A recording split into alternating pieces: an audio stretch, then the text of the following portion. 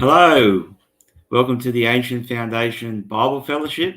My name is Shannon, and along with my wife Lyndall, we are part of Ancient Foundation Bible Fellowship, who meet in Port Macquarie, New South Wales, Australia.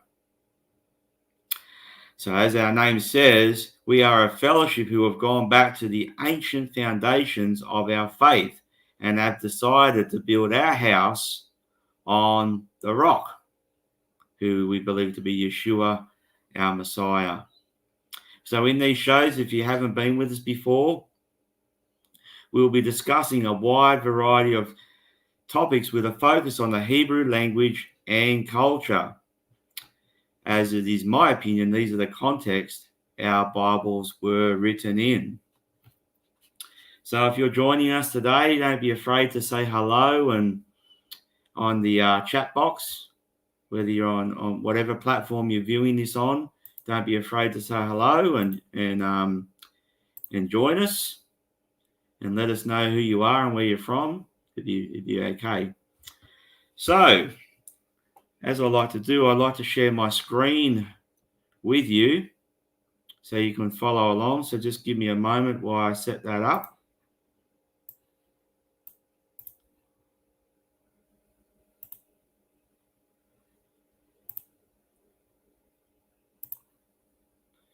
Rightio, there we are.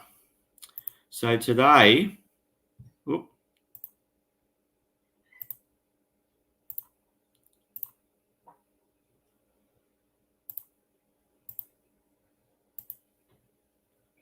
we are.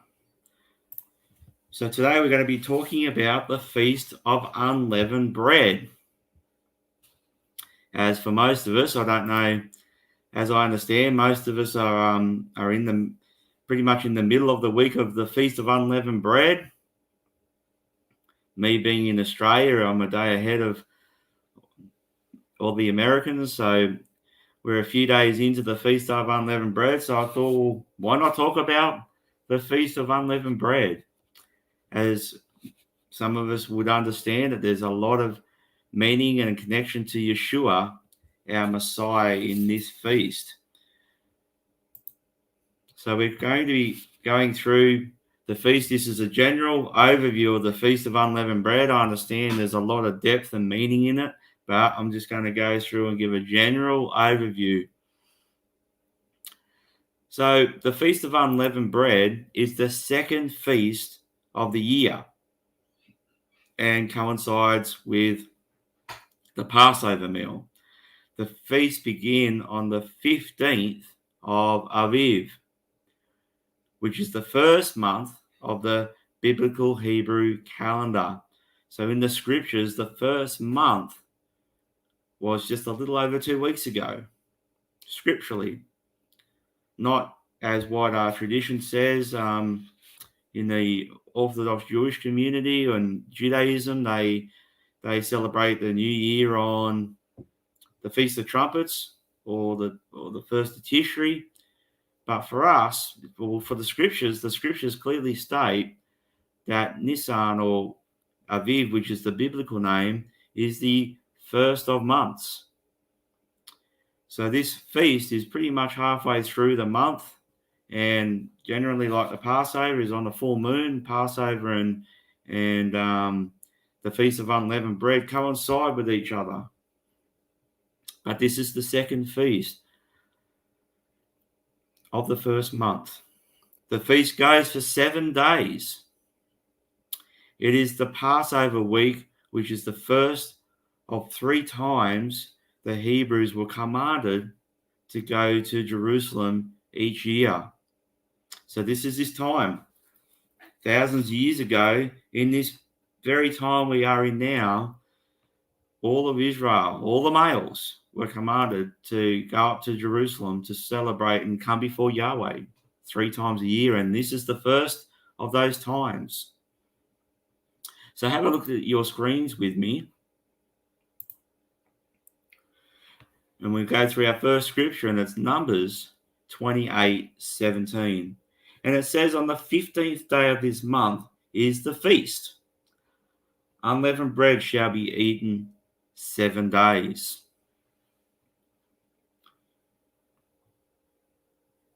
Leviticus 23 verse 6.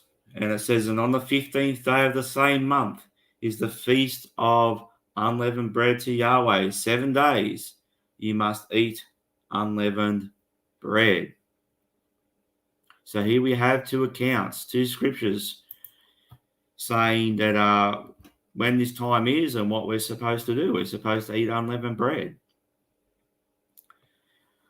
We have to eat unleavened bread or unleavened things in this 7-day period. Now, the interesting thing is when you look at this text, when you look at these passages in the text, the Hebrew word, which we're going to touch on a little bit later, is matzah, for unleavened bread. But in the text, it actually says matzot, which is plural. So many get caught up on eating unleavened bread, but it could be unleavened things, as in the plural.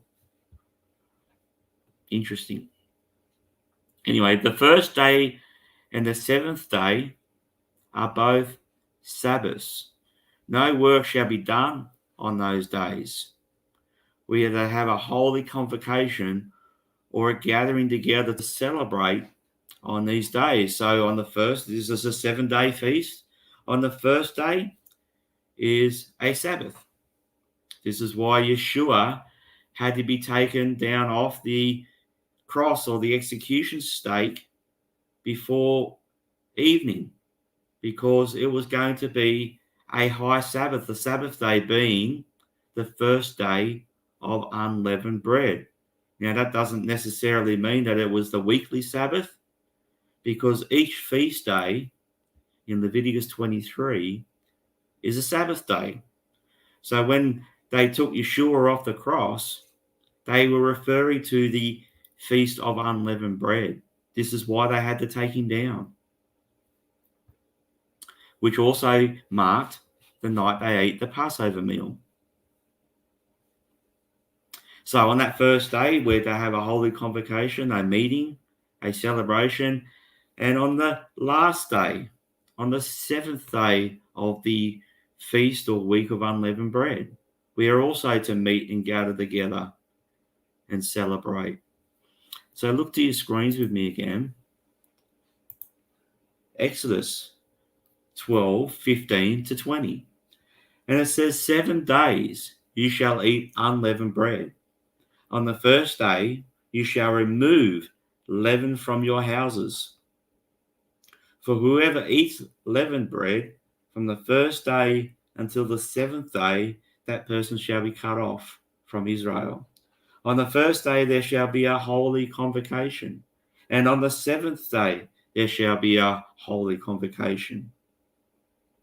No manner of work shall be done on them, but that which everyone must eat, that only may be prepared by you. So here we see quite clearly already through this passage that on the first day and on the 7th day, they are Sabbath day. No work shall be done on those days, except for that which you may eat. Verse 17, you say you shall observe the feast of unleavened bread, for on this same day I will have brought your armies out of the land of Egypt. Therefore you shall observe this day throughout your generations as an everlasting ordinance. In the first month, on the 14th day of the month at evening, you shall eat unleavened bread until the 21st day of the month at evening. For 7 days no leaven shall be found in your houses, since whoever eats what is leavened, that same person shall be cut off from the congregation of Israel. Whether he is a stranger or a native of the land, you shall eat nothing leavened in all your dwellings. You shall eat unleavened bread.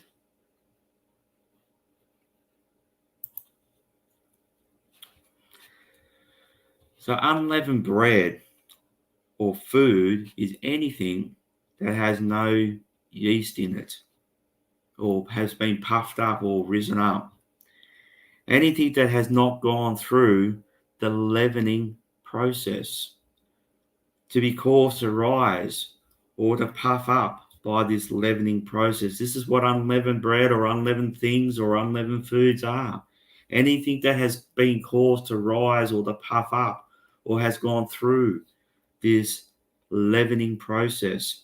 What one needs to understand is what this means at the time that it was written.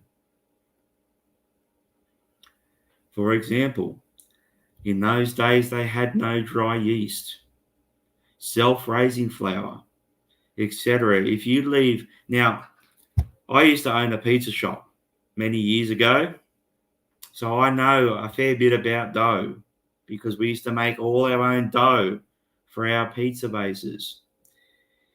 If you leave dough on the bench for a period of time, it will rise, as there is leaven naturally in the air. You can't get away from it. Leaven is in the air naturally. So in those days, they had no dry yeast, they had no self-raising flour, they had no raising agents or whatever we have today. The bread was leavened in the air. This is why their bread was made in haste. More on that later. And one also needs to understand is that the offerings that were made on the altar were always unleavened. Those offerings that were presented before Yahweh, those grain offerings, the minkar offerings, they were always unleavened. Nothing on the altar that was presented was leavened. It was always unleavened. So we are also to remove these leavened foods from our houses and not have any leaven for the 7-day period, for the week, for the entire feast. So leaven is in one way connected to sin, pride, arrogance, and being puffed up. The feast of unleavened bread is in the springtime in the northern hemisphere and autumn in the southern hemisphere. So if you're in America right now, you are in spring, known as the spring feast. But for us who are in the southern hemisphere, like us in Australia and all the other countries down here, we're in autumn. So it is autumn for us. But Israel is in the northern hemisphere. The Bible was written in the northern hemisphere. So that's why these feasts are connected to those times of year. It is suggested that this is where we get the terminology or the idiom spring cleaning from, as in the removing of the leaven in the natural, in their cleaning out their houses of the leaven, they're having a spring clean. This is where it's thought that this terminology comes from. So from this, we learn the principle of cleaning and removing leaven in the natural is also applies to the same principle in the spiritual aspects and behavior of our lives. We are to look inwardly in this time and we are to get the leaven out, come before Yahweh. It's a time. One thing with the feast of Yahweh is that a lot of them cause you to look inwardly and to look at yourself and to keep short accounts with Yahweh, to keep you on that path of righteousness, to repent if you've been off to the left or to the right. The feasts keep you on track. And this is why it's such a good thing to try and implement these things in your lives, because all these different feasts through the year keeps you on track, keeps your Yahweh before you when you remember these times and try to do what you can in these times. They keep you and him in your life. They keep his ways in front of you. So it's a time to look inwardly and search our temple, to search our house, to see if there's any leaven, any things that we need to work on and repent of. The feast times always has us looking inwards and keeping checks on ourselves. Like I said, keeping short accounts with Yahweh. To ask ourselves, this is a good time of year to ask ourselves, are we becoming more like him and less of us? It's a good time of year to see if we have been growing. Are we different this year than what we were this time last year? Are we growing? Are we understanding Yahweh more? Is our relationship deeper with Yahweh this year than it was last year? Is he more in our lives? Are we making decisions more in line with his word and his ways than what we were last year? So this is a beautiful time, a great time it's a measuring stick to see how we're going, to see if we're growing, to see if we're changing, see if our minds are being renewed in him. So now we're going to go through some words to get a better understanding of unleavened, leaven, and what it is represented here. Excuse me. So we're going to go through some Hebrew words now to get a much better understanding. See, when we read unleavened in our English Bibles, it's just, okay, unleavened bread without yeast or whatever. Or when we read the word leaven, the Hebrew conveys so much more meaning. So let's have a look at what these meanings are. The Hebrew word for unleavened bread or unleavened things is matzah. Matzah. And it means unleavened bread. A hard and flat bread, cake or wafer, made without leaven. It's a food that can be sucked on. It can mean the action of draining or squeezing out a liquid by wringing. In the sense of like wringing or squeezing out a wet cloth.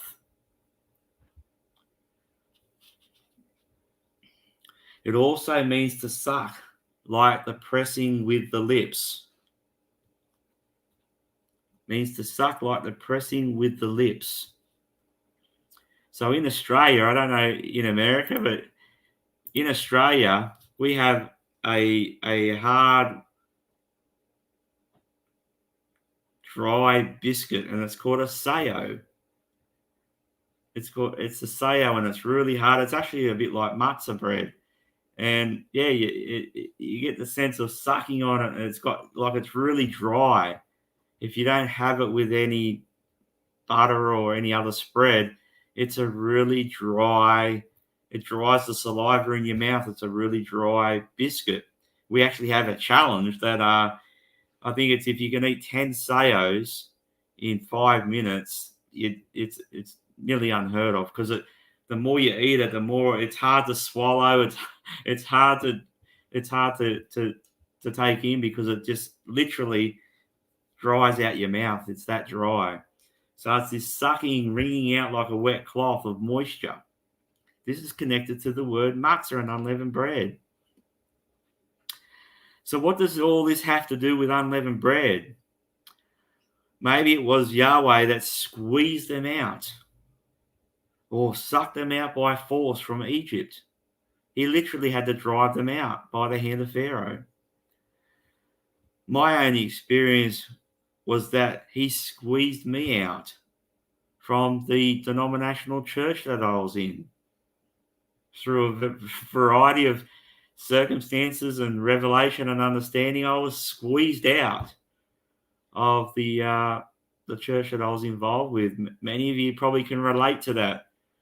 You were forced out or squeezed out by a set of circumstances, by the scriptures being opened up to you and realizing that things aren't being done as what they should. And not only that, before that, I was drawn out from the life that I was in before I even went to church. We all who call ourselves believers would have that experience. Matzah also has the idea to hasten or that which was made in haste. All this can be combined together as they were told to be ready to go, to leave at a moment's notice. Yahweh orchestrated the whole situation and he was completely in control. That whole haste and being ready to go and being girded and having your sandals on your feet ready to go. Yahweh's hand orchestrated the whole lot. Another thing I want to bring out is another word that has the same root, and it's pretty much pronounced the same way, matzah. Now, in Hebrew language, when you have words that come from the same root, they are called variants, and they often have a very similar meaning, whether a more intense aspect to the original root, or whatever that may be. It is of the same family. So therefore, we can make a connection. All these words are connected together, just like in a family. The sons and daughters are connected to the mother and father, or the aunts and uncles, or whatever it is. There is a connection to the main nucleus of that family. So it is with Hebrew. There are many words that come off from the same root, and they're connected in meaning as well. So this word matzah, spelt with an aleph at the end instead of a hey, it means to find out, bring out, or to find deliberately. So what is amazing about this word is that maybe when we eat matzah, the unleavened bread, who we know to be Yeshua, the one that was without sin, the one that was without leaven, the one that was pierced, maybe we find him in a real way when we partake of that unleavened bread. Here's a picture of what unleavened bread looks like in those days. Round cakes, wafer-like, really flat, because obviously it hasn't gone through the leavening process. I have actually a piece, because we're in the Feast of Unleavened Bread, I actually have a piece of it right here with me. Just dropping it everywhere. But I have a piece of it right here with me. Now I'm going to bring it right up close. See how it's pierced? And if I take it back, it's like got the appearance of being striped. That represents Yeshua, our Messiah. The one that was unleavened. The one that was pierced and striped for our iniquity and sins. Maybe when we partake, and maybe when we are actively doing this through the week and eating unleavened bread, maybe we find Yeshua in a deeper way. As I know my experience was when I was in the church, that unleavened bread wasn't not even mentioned. Had no idea about unleavened bread and the connections and the deep relationship it had with Yeshua, our Messiah. I mean, the way that bread's made, they've been eating that for thousands of years. It's been like that for thousands of years, even before Yeshua came on the scene. It was pierced and striped. Quite amazing. So maybe that's the connection with these other words that we're going through to find deliberately.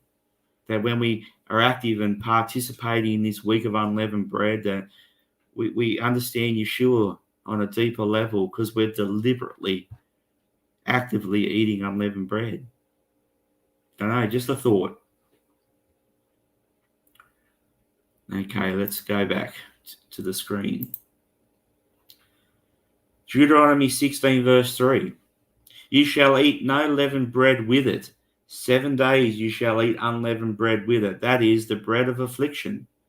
For you came out of the land of Egypt in haste, that you may remember the day in which you came out of the land of Egypt all the days of your life.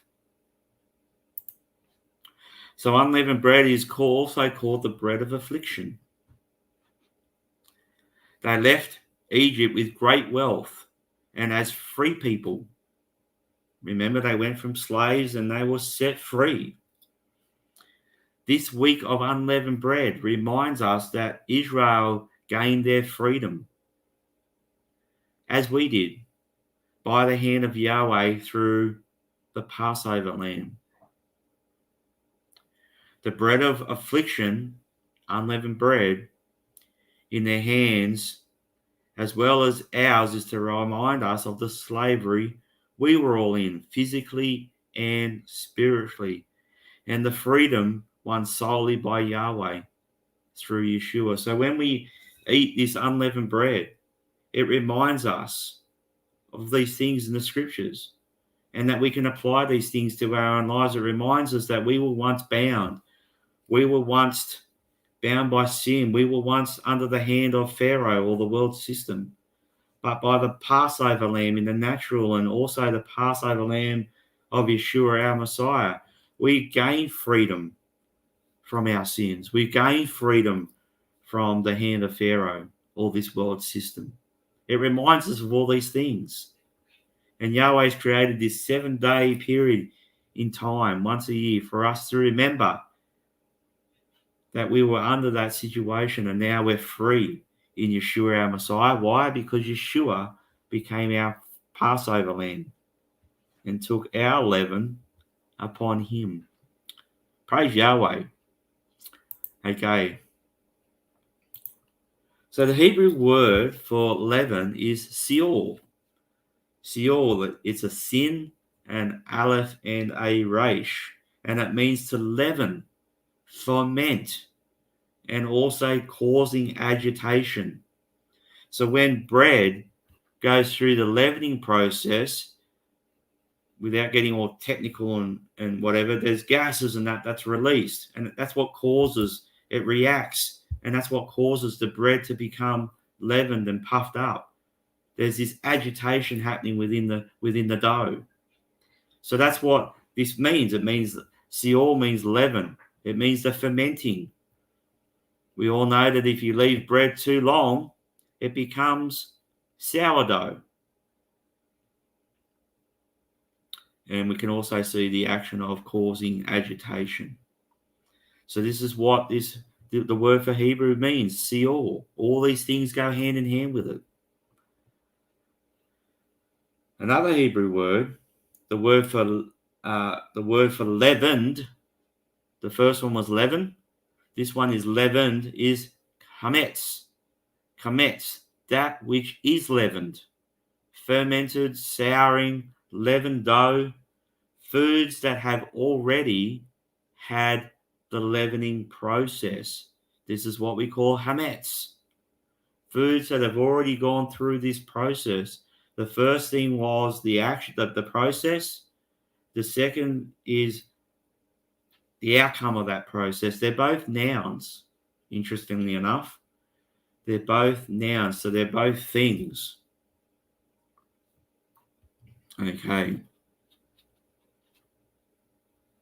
So the hamatz is things that have already gone through this process and received the leaven, and they become leavened, as in a loaf of bread or any other thing that has gone through this process.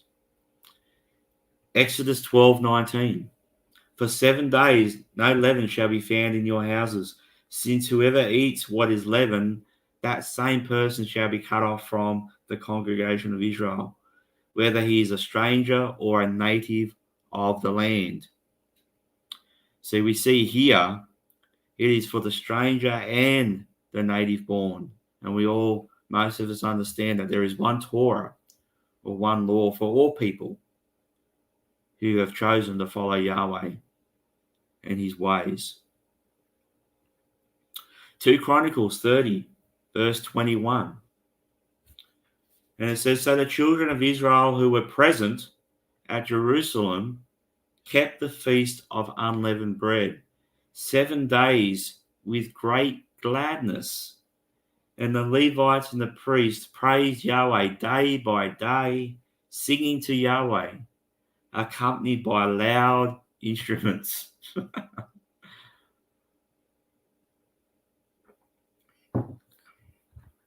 What a great verse. They were singing, they were rejoicing, accompanied with loud instruments. I like singing. I like music. I like listening to it. I like singing to it, especially when we're in our fellowship and worshiping Yahweh, accompanied with loud instruments. Some people don't get upset. See, friends, sometimes we need to lighten up. Sometimes we need to have a bit of joy and gladness and rejoicing in the feast of Yahweh. It's not always this serious time. Yahweh wants us to have fun. He wants us to worship. He wants us to sing with loud, accompanied by loud instruments. It says in this verse that they worship day by day with great gladness and great joy. One would mistake this to be the Feast of Sukkot. This is the Feast of Unleavened Bread. Why? Because they free people. They're rejoicing because this time shows them that they were brought out from under the hand of Pharaoh. We should be rejoicing. We should be singing day by day, accompanied with loud instruments. It's a time of joy. It's a time of celebration. Why? Because we're free. Yeshua took our leaven from us. He cast it as far as the east is from the west. It's a time of great joy and rejoicing, and we need to just lighten up and enjoy the week, not get so somber and solemn. We need to have a bit of joy in our lives and rejoice. It was kept with joy and gladness, singing and praising to Yahweh. So how do we see this today in the modern day 21st century Western world? How is it relevant for us today? And what connections are there to Yeshua? Well, first and foremost, for us today, unleavened bread or matzah represents Yeshua himself, the one who was without sin, the one who there was found to be no leaven within him. He was unleavened. Unleavened bread was used with the sacrifices on the altar. Leavened bread was not used. Yeshua's crucifixion is also likened to an altar. So the biggest thing for us today is that this represents our Messiah, righteous, holy, also the living bread, who was without sin. And that those who partake of it, like we touched on before, might find him in a much deeper way and a much deeper level. 2 Corinthians 5:21. For he made him who knew no sin to be sin for us, that we might become the righteousness of God in him. I'm going to read that again. For he made him who knew no sin to be sin for us, that we might become the righteousness of God in him. Friends, this is why we're to rejoice and to celebrate and to be happy because of this very verse, that we are become righteousness in him. There's nothing that you and I of ourselves can do. We are to be found righteous because of him who knew no sin. What a wonderful verse. Paul also exhorts all believers to still keep the feast, as the context is Passover and unleavened bread. Let's have a look at this. 1 Corinthians 5:8. Therefore, let us keep the feast, not with old leaven, nor with the leaven of malice and wickedness, but with the unleavened bread of sincerity and truth. So here we see Paul exhorting us, exhorting the believers of the day, writing this letter to the people in Corinthians to keep the Feast of Unleavened Bread and also Passover, because the two go hand in hand. They're connected. You can't have one without the other. So when he's speaking in these terms, it's not a new thing. He's referring to this time we're in now.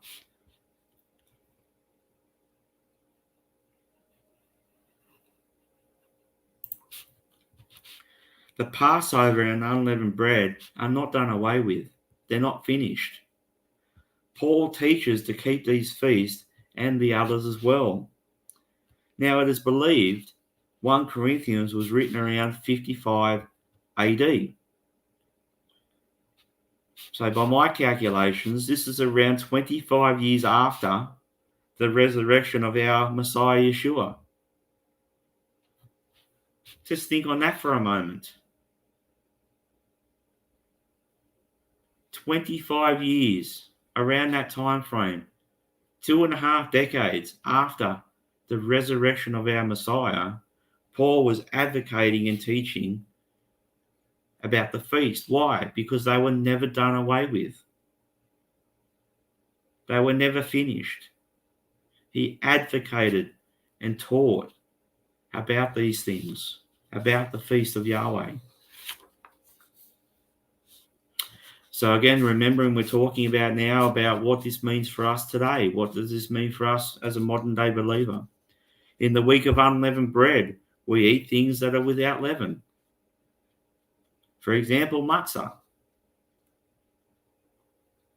And we touched on this before. It is also a time to look into our own lives and our own hearts and seek to get the leaven out. Seek to get the sin out, to ask and seek forgiveness, to keep short accounts with Yahweh. And we also removed 11 things from our homes. Now, that's different for everybody. Different people have different convictions as to what that means. And I'm going to leave that between you and Yahweh and to you and your own convictions. But one thing we shouldn't do is point fingers at each other saying they're doing this and they're not doing that and blah, blah, blah. That's none of your business. That's between them and Yahweh. There is a definite fulfillment of prophecies concerning Messiah Yeshua in the symbolism of the Matzabri. The matzah bread is pierced, bruised, and striped, like we touched on before. It is pierced, bruised, and striped. Like I said, they have made it like this for thousands of years. Yeshua was bruised, striped, and pierced, and also unleavened without sin.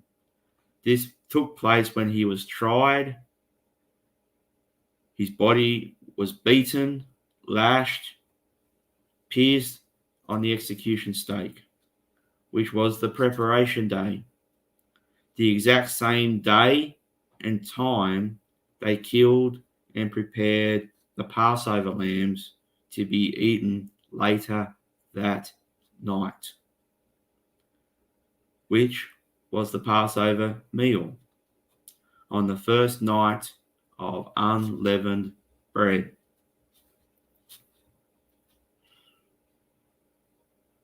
So all these things are connected for us today.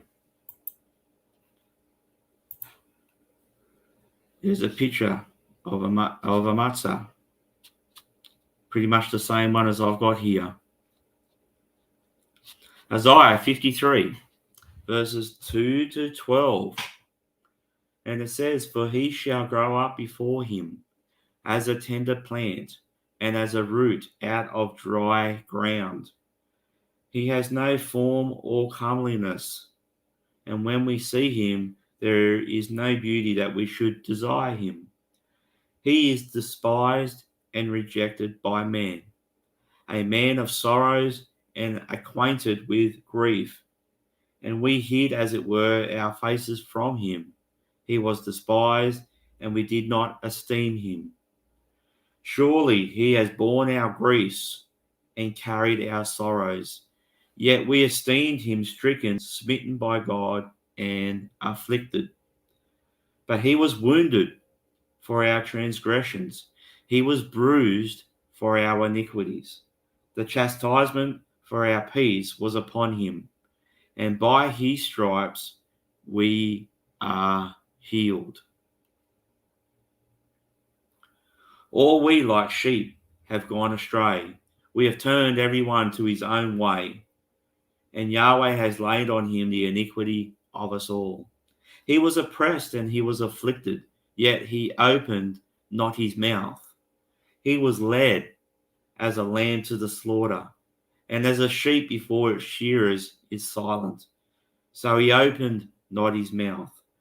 He was taken from prison and from judgment. And who will declare his generation? For he was cut off from the land of the living. For the transgressions of my people he was stricken. And they made his grave with the wicked, but with the rich at his death, because he had done no violence, nor was any deceit in his mouth. Verse 10, yet it pleased Yahweh to bruise him. He has put him to grief when he make his soul an offering for sin. He shall see his seed, he shall prolong his days, and the pleasure of Yahweh shall prosper in his hand. He shall see the labor of his soul and be satisfied. By his knowledge my righteous servant shall justify many, for he shall bear their iniquities. Therefore I will divide him a portion with the great, and he shall divide the spoil with the strong, because he poured out his soul unto death, and he was numbered with the transgressors, and he bore the sin of many, and made intercession for transgressors.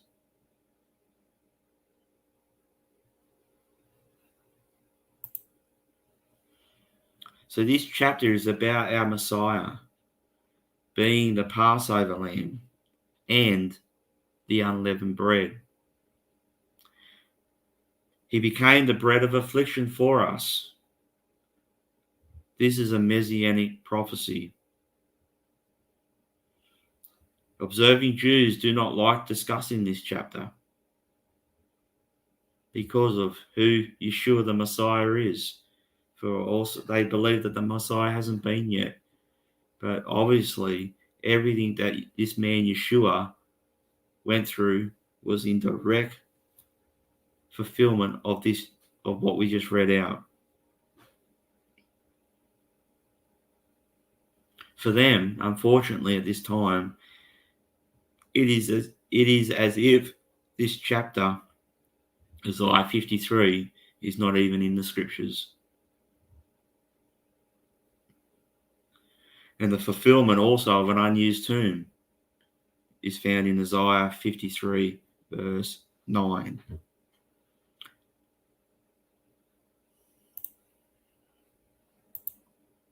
Acts 2, 31 to 32. He, foreseeing this, spoke concerning the resurrection of the Messiah, that his soul was not left in Hades, nor did his flesh see corruption. This Yeshua God has raised up, of which we are all witnesses. So here we see the testimony of many seeing the resurrection of Yeshua, our Messiah,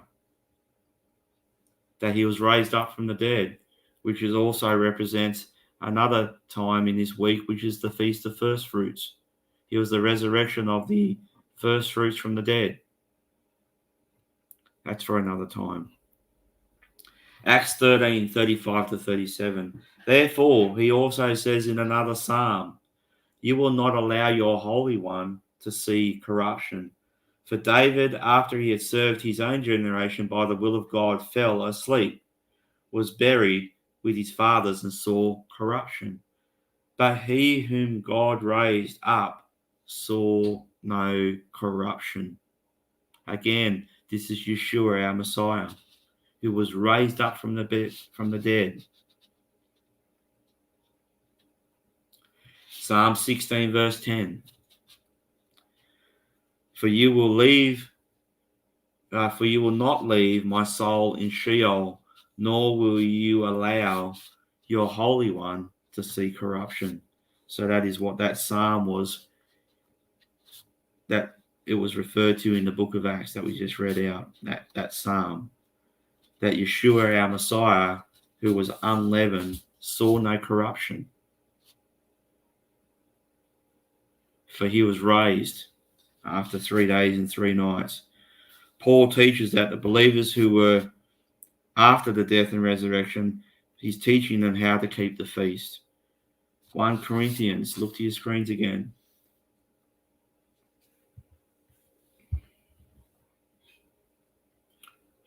Your glorying is not good. Do you not know? This is Paul teaching them how to keep the feast. Do you not know that a little leaven leavens the whole lump? Therefore purge out the old leaven, that you may be a new lump, since you truly are unleavened. For indeed Messiah, our Passover, was sacrificed for us. Therefore, let us keep the feast, not with old leaven, nor with the leaven of the malice and wickedness, but with the unleavened bread of sincerity and truth. So here we see Paul teaching the believers to keep the feast. He says, therefore, let us keep the feast. This is decades after the death and resurrection of Yeshua, our Messiah. Paul says not to keep the feast with what he refers to as old leaven. Don't keep it with old leaven, or with the leaven of malice and wickedness. What is this leaven of malice and wickedness? This is the teaching and doctrines of men, predominantly of the Pharisees and Sadducees of the day, the oral traditions, the teachings of the elders. Leaven, in this context, is associated with false teachings and hypocrisy. So Paul is teaching them to be separate from those traditions, from those oral traditions, from the traditions of the elders, from the doctrines of men, not from the scriptures as laid out in Leviticus 23 and other passages we read out earlier about keeping the feast. We see clearly in the New Testament that they kept the feast, meaning Passover, unleavened bread, first fruits, and all the others. They were not done away with. They were not finished. Matthew 16, verses 6 to 12.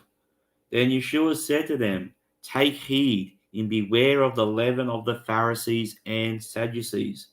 And they reasoned among themselves, saying, is it because we have taken no bread? But Yeshua, being aware of it, said to them, O you of little faith, why do you reason among yourselves because you have brought no bread? Verse 9, do you not understand or remember the 5 loaves of the 5,000 and how many baskets you took up? Nor the 7 loaves of the 4,000 and how many large baskets you took up? How is it you do not understand that I did not speak to you concerning bread, but to beware of the leaven of the Pharisees and Sadducees? Then they understood that he did not tell them to beware of the leaven of bread, but of the doctrine of the Pharisees and the Sadducees. And one last verse in Luke 12:1. In the meantime, when an innumerable multitude of people had gathered together, so that they trampled one another, he began to say to his disciples, first of all, beware of the leaven of the Pharisees, which is hypocrisy.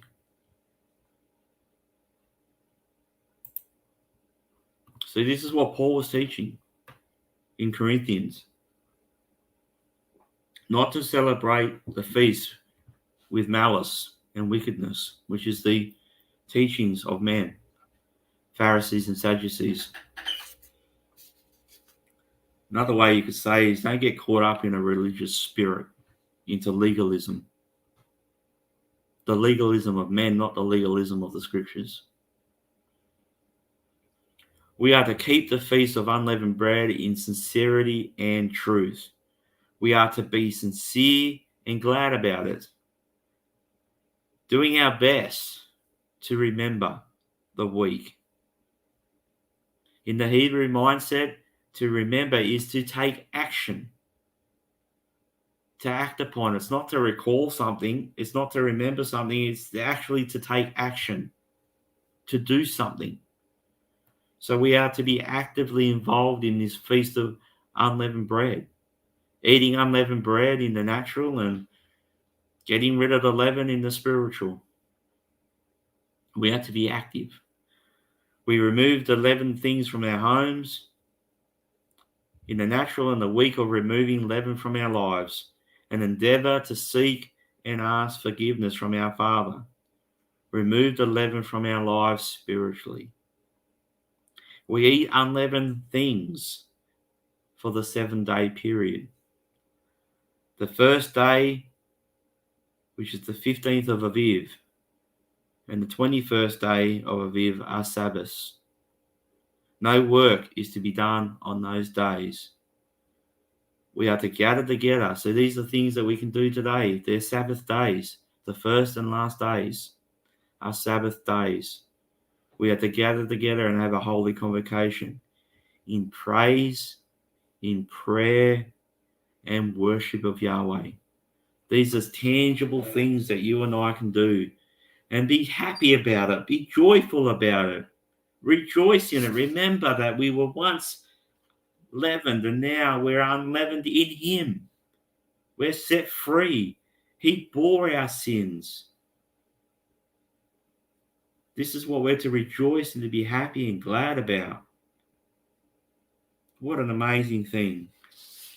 Well, with that being said, that brings to conclusion the teaching on the Feast of Unleavened Bread. I hope it's been helpful to you and that you've enjoyed it. I hope you got some meaning out of it. And if you've not heard these things before, I encourage you to chew on them, go over them. If you think that this teaching could be a benefit of any people that you know in your family or loved ones or friends, this can be found. I'll just quickly bring it up. It can be found on our website. This teaching can be found www.ancientfoundationbiblefellowship.com. I encourage you to go to that website and check out other teachings that we have there. So, that's it. That's finished. I hope you've enjoyed it. I would like to thank Mark David Smith and his team for the opportunity to be able to share with you. I encourage you to tune into the Messianic Lamb Network throughout the week and listen to all the other ministries. There's new shows on there that have just started up, and I believe that there's a couple of new ones not in the far distant future. I encourage you to tune in and to check out all the other ministries. They've all got really good things to share, and also to view these things through the Messianic Lamb Network webpage, as there will become a time in the future, my friend, when you'll not be able to view these things on YouTube or Facebook or things like that. So I encourage you to look at them, get used to watching these things through the Messianic Lamb website, and support this ministry as it's doing wonderful things in reaching and getting the message out. So I hope this teaching has been a blessing and an encouragement to you. I thank you for watching and listening. Until next time, may Yahweh's hand be upon you, and may Yahweh watch over you and protect you and your loved ones. So until this time next week, have a great week and shalom.